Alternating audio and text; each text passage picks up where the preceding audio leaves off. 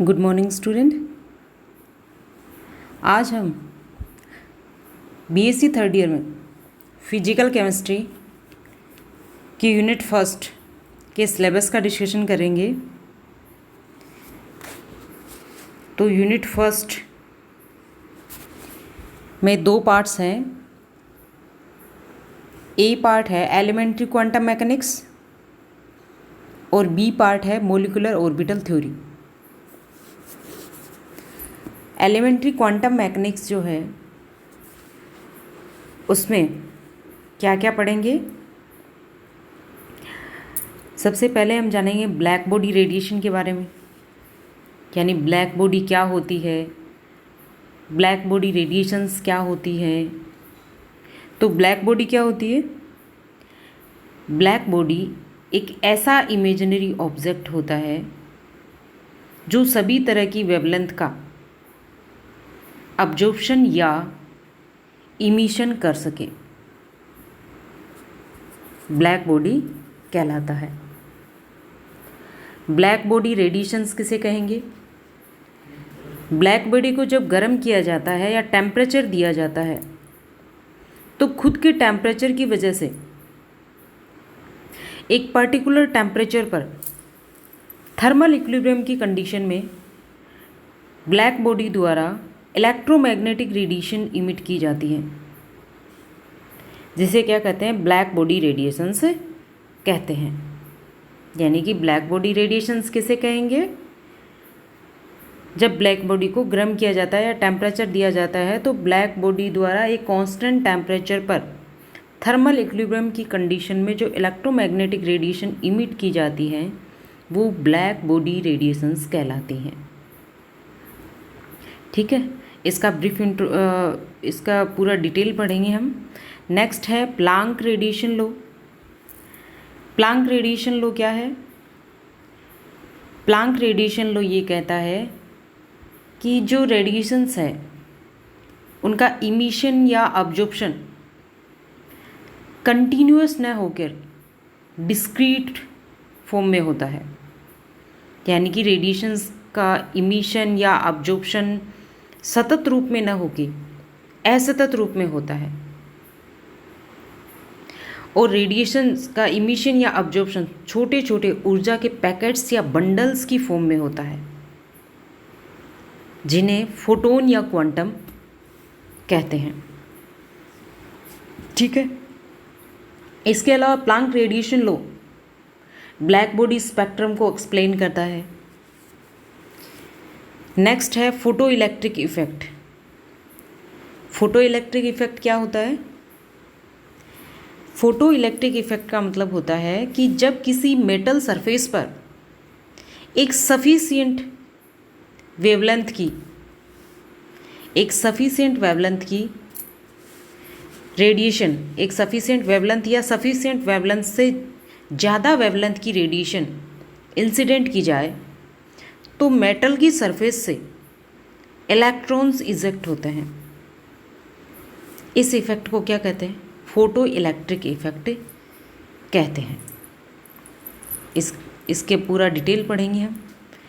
Next है heat capacity of solids. Solids की heat capacity. Heat capacity क्या होती है? हीट कैपेसिटी का मतलब होता है कि किसी भी सॉलिड का टेम्परेचर 1 डिग्री सेल्सियस तक बढ़ाने के लिए जितनी ऊर्जा दी जाती है हीट कैपेसिटी कहलाती है। नेक्स्ट हम जानेंगे Bohr model of hydrogen atom. Hydrogen atom का बोर मॉडल। ठीक है, तो रदरफोर्ड मॉडल की कुछ कमियां थी, उन कमियों को दूर करने के लिए, और रदरफोर्ड मॉडल का और ज़्यादा विस्तारित रूप किसने बताया? बोर ने बताया था। देन हम पढ़ेंगे कॉम्पटन इफेक्ट। कॉम्पटन इफेक्ट क्या होता है? कॉम्पटन इफेक्ट का मतलब है कि किसी भी ऑब्जेक्ट से प्रकीर्णित जो विकिरण है उन प्रकीर्णित विकिरणों की वेवलेंथ आपतित विकिरणों की वेवलेंथ की तुलना में ज़्यादा होती है। यानी कि जो प्रकीर्णित विकिरण हैं उनकी आवर्ती आपतित विकिरणों की आवर्ती की तुलना में कम होती है। ठीक है, तो इस इफ़ेक्ट को क्या कहते हैं? कॉम्पटन इफ़ेक्ट कहते हैं। नेक्स्ट हम पढ़ेंगे डी ब्रोंगली हाइपोथेसिस। डी ब्रोंगली हाइपोथेसिस क्या है? ब्रोंगली हाइपोथेसिस ये है कि जिस तरह से लाइट की ड्यूअल नेचर होती है, लाइट पार्टिकल की फॉर्म में भी होता है और वेव नेचर भी रखता है, उसी तरह से जो माइक्रो पार्टिकल्स होते हैं, उन माइक्रो पार्टिकल जैसे प्रोटॉन है, इलेक्ट्रॉन है, इन माइक्रो पार्टिकल से भी वेव एसोसिएट रहती है। ठीक है, तो इसे क्या कहते हैं? डी ब्रोंगली हाइपोथेसिस है, जिसे हम डिटेल में पढ़ेंगे आगे। नेक्स्ट है Heisenberg uncertainty principle. Heisenberg uncertainty principle का मतलब है कि किसी भी समय, किसी भी क्षण, किसी कण की पोजीशन और मोमेंटम एक्यूरेट ज्ञात नहीं की जा सकती। अर्थात किसी भी कण की किसी भी क्षण अगर एक्यूरेट पोजीशन ज्ञात कर ली तो उसी क्षण हम उस कण का एक्यूरेट मोमेंटम ज्ञात नहीं कर सकते, मोमेंटम में अनसर्टेनिटी आ जाएगी। ठीक है, या फिर ये कह सकते हैं कि अगर किसी क्षण किसी कण की एक्यूरेट मोमेंटम ज्ञात कर लिया तो उसी क्षण उस पार्टिकल की एक्यूरेट पोजीशन ज्ञात नहीं कर सकते, पोजीशन में अनसर्टेनिटी आ जाएगी। ठीक है, नेक्स्ट है sinusoidal wave equation. Sinusoidal wave equation के बारे में पढ़ेंगे। नेक्स्ट है हैमिल्टोनियन ऑपरेटर। ऑपरेटर, बहुत सारे ऑपरेटर हैं, ऑपरेटर क्या होते हैं, हैमिल्टोनियन ऑपरेटर क्या है, इसके बारे में पढ़ेंगे। Schrodinger wave equation and its importance. Schrodinger wave equation क्या है, इसका क्या इम्पोर्टेंस है, क्या काम आती है, वो सब पढ़ेंगे। देन हम पढ़ेंगे physical interpretation of the wave function. Wave function का फिजिकल इंटरप्रिटेशन देखेंगे। Next postulates of quantum mechanics. Quantum mechanics के पोस्टुलेट्स क्या क्या हैं। नेक्स्ट है particle in one dimensional box. One dimensional box में एक पार्टिकल का ट्रांसलेशनल मोशन देखेंगे। ठीक है, नेक्स्ट हम पढ़ेंगे Schrodinger wave equation for hydrogen atom. Hydrogen atom के लिए श्रोडिंगर वेव इक्वेशन को डेराइव करेंगे और इस इक्वेशन को separation into 3 equation without derivation. ठीक है, नेक्स्ट है quantum numbers and there importance. Quantum number क्या होते हैं, उनका क्या इम्पोर्टेंस है, ये सब डिस्कस करेंगे। देन पढ़ेंगे hydrogen like wave function. Wave function क्या होते हैं, जैसे रेडियल वेव फंक्शंस क्या है, एंगुलर वेव फंक्शंस क्या है। रेडियल वेव फंक्शंस जो होते हैं वो न्यूक्लियस से डिस्टेंस पर डिपेंड करते हैं। एंगुलर वेव फंक्शंस जो होते हैं वो क्या होते हैं। ठीक है, नेक्स्ट है यानी यूनिट फर्स्ट का सेकंड पार्ट है molecular orbital theory. Molecular orbital theory MOT के बारे में पढ़ेंगे, इसका बेसिक इंट्रोडक्शन देखेंगे। देन हम पढ़ेंगे criteria for forming MO from AO, यानी एटॉमिक ऑर्बिटल से मोलिकुलर ऑर्बिटल के फॉर्मेशन के लिए क्या क्राइटेरिया है।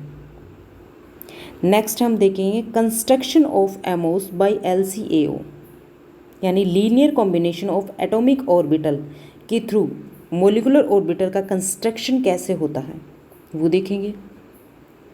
नेक्स्ट हम पढ़ेंगे hydrogen H2+ ion calculation of energy level from wave function, यानी वेव फंक्शन से H2+ आयन के एनर्जी लेवल का कैलकुलेशन देखेंगे। Next physical picture of bonding and anti bonding wave function, यानी बॉन्डिंग ऑर्बिटल और बॉन्डिंग और एंटी बॉन्डिंग वेव फंक्शन का physical picture देखेंगे। देन नेक्स्ट हम पढ़ेंगे concept of sigma bonding orbital. Sigma anti bonding orbital, pi bonding orbital और पाई anti bonding orbital के बारे में पढ़ेंगे। एंड देयर करेक्टरिस्टिक, इनके करेक्टरिस्टिक क्या हैं। इसके बाद हम देखेंगे हाइब्रिड ऑर्बिटल्स क्या होते हैं, sp hybrid orbital, sp2 hybrid orbitals, sp3 hybrid orbitals के बारे में पढ़ेंगे। देन नेक्स्ट पढ़ेंगे calculation of coefficient of AO used in these hybrid orbital. In hybrid orbital